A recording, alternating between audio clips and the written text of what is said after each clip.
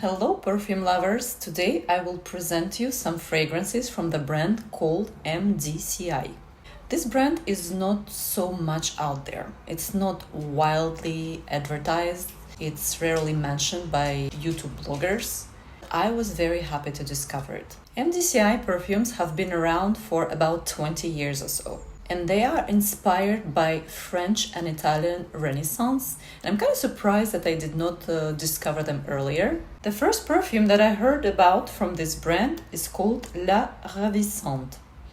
And I heard about it in the context of a very interesting note, a fruit called feijoa. This is a Brazilian fruit, comes from guava family, and very often is described as a mix of guava, wild strawberries, and pineapple. To me, it doesn't smell this way, the fruit itself, and the note also doesn't smell this way to me.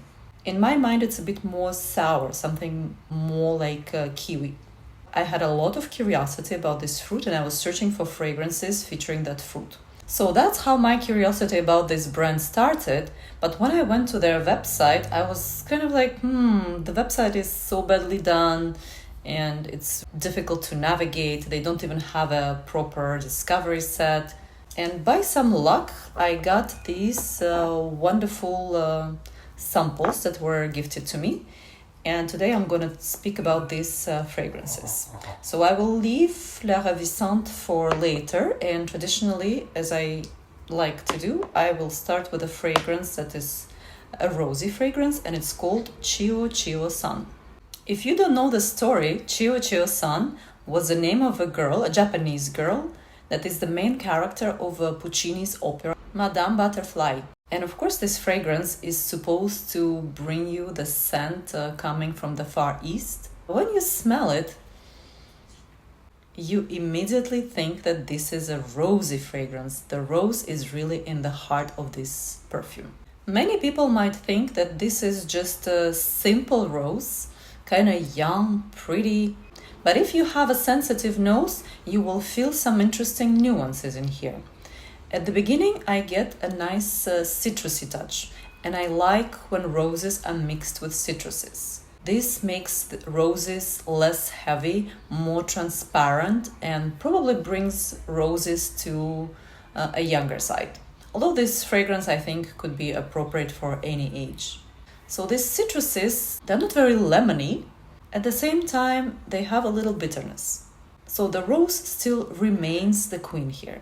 It actually feels like you are walking through a rosarium, which means rosary in Latin, and you just smell these fresh roses.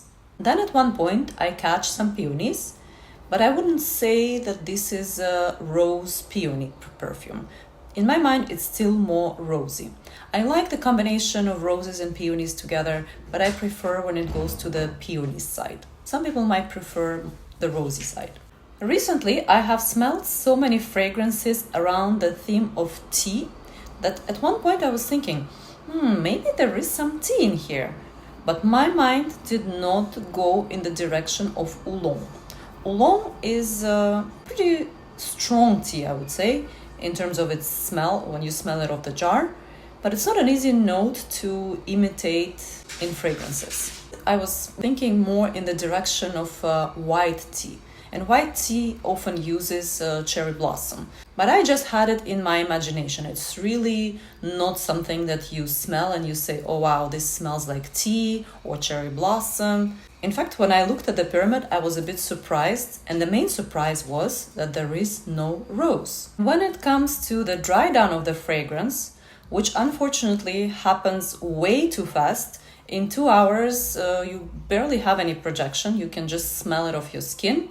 And what you smell off your skin is not so much woody. It smells more like somebody brought a bubble bath in the middle of the rosary. And when you go into that bubble bath, you have that light smell of soap.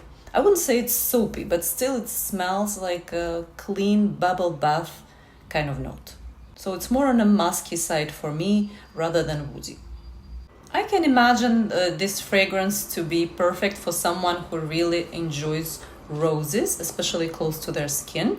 Imagine you have an intimate date and in 1 hour you're planning to be surrounded by your satin sheets and by the arms of your lover. That's a kind of fragrance you would wish to use for that occasion. Because in 1 hour it will be very delicate, very slim, and it will just give a nice rosy aroma to your skin versus a cloud around you that will disturb you from your sexual activities. So, sexy fragrance for lovers of roses, despite that there is no rose. Now going back to the fragrance that I really enjoyed, La Ravissante.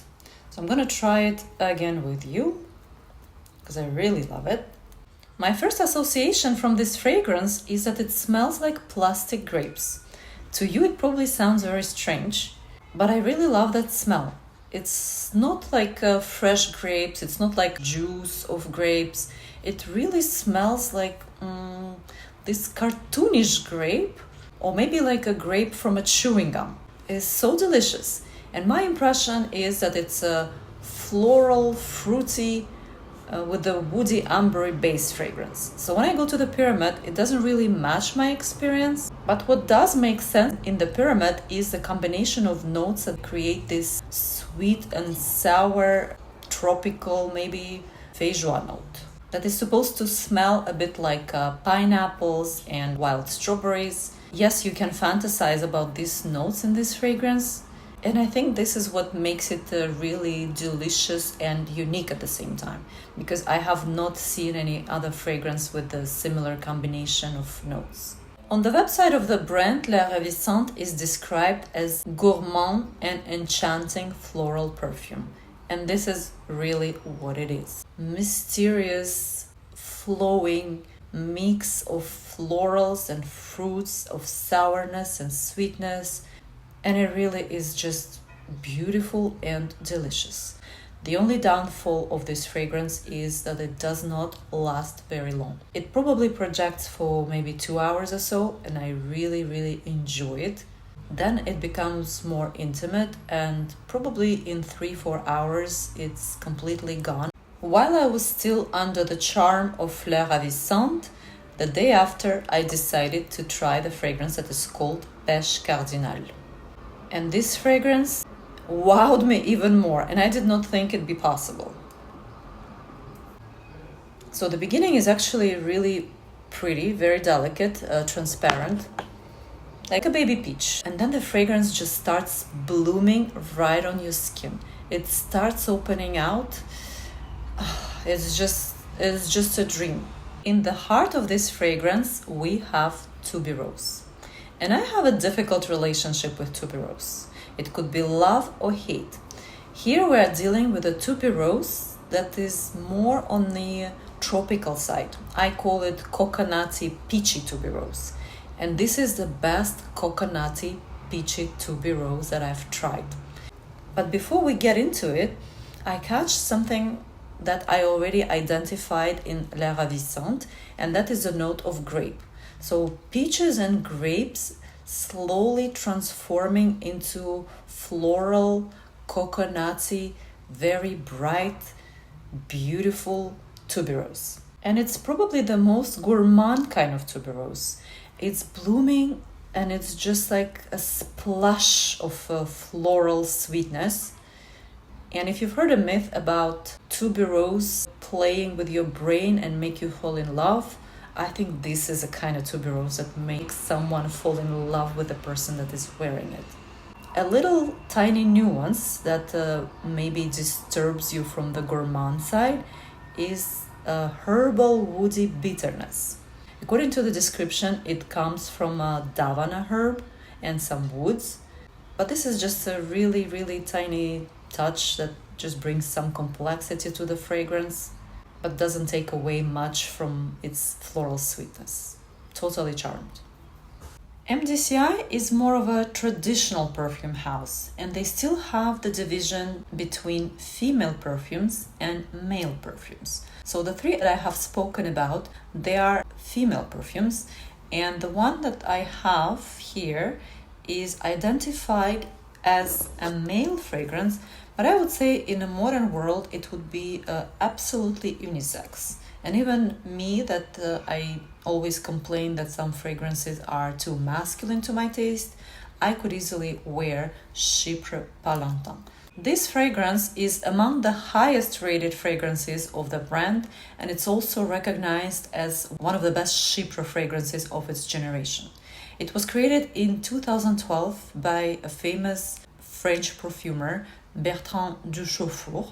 I really love his creations from the past more than his modern creations because he plays a lot with heavy balsamic notes, leather notes, ambers. Patchouli for sure is frequently present in his creations, and he creates very complex, thick perfumes. Bertrand Duchaufour continues creating perfumes in the same style. I just don't like them as much because I don't like modern ambers. So therefore, this one, for example, is something I admire and something that I would be more likely to wear, despite that this one is coming from the men's section of the brand. Wow, it's actually a bit strange because the experience I'm having right now from a blotter is not the same experience I had wearing this fragrance on my skin.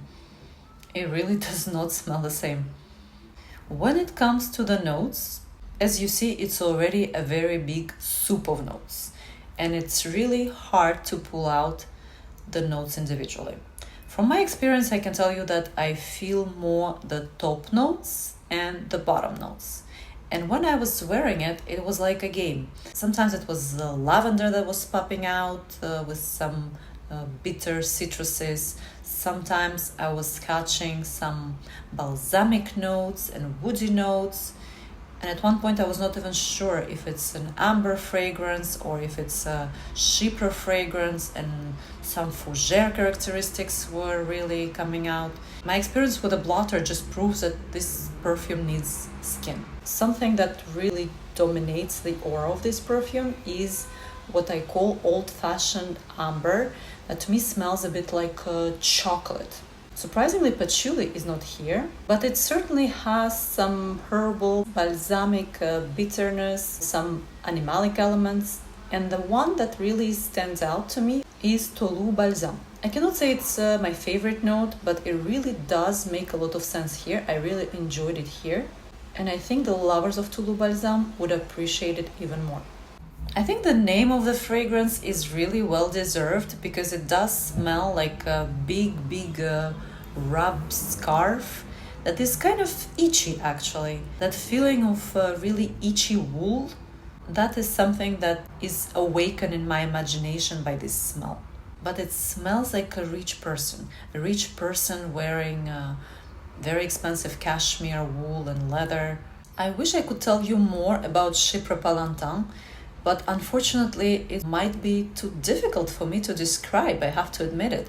There's just so much going on. And I really recommend you just to try it. Even if you don't think that it would be something for you, I think any person could appreciate this fragrance just as a creation in terms of its complexity and balance between different elements. It's really nicely done, and it really does deserve the title of one of the best Chypre fragrances. Well, it has been a really lovely experience testing these fragrances. Unfortunately, I don't have the bottles to show you. This is one of the times I regret not having full bottles. I am so intrigued by that inspiration that comes from artwork and statues and paintings of French and Italian Renaissance that I think it's just time for me to pay a visit to their boutique.